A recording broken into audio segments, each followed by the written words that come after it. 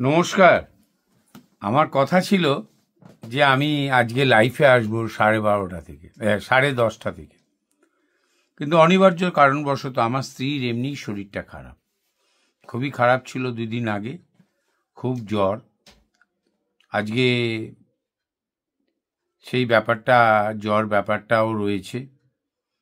বাড়ির শারীরিক প্রভাব আমার স্ত্রীর ভালো নয় আর কি। আজকে পারিবারিক কারণে আমি মন দিয়ে হয়তো কাজটা করতে পারবো না, এই কারণবশত আজকে আমি লাইভ করছি না।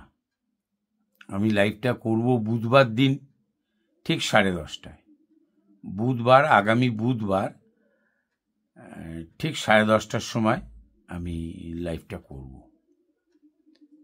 এবং সবাই উপস্থিত থাকবেন। আমার পারিবারিক কারণবশত আজকে আমি খুবই মানসিক দিক থেকে কি হবে জানি না, স্ত্রীর শরীরটা আবার খারাপ হয়েছে। ভুল বুঝবেন না আমাকে। নমস্কার।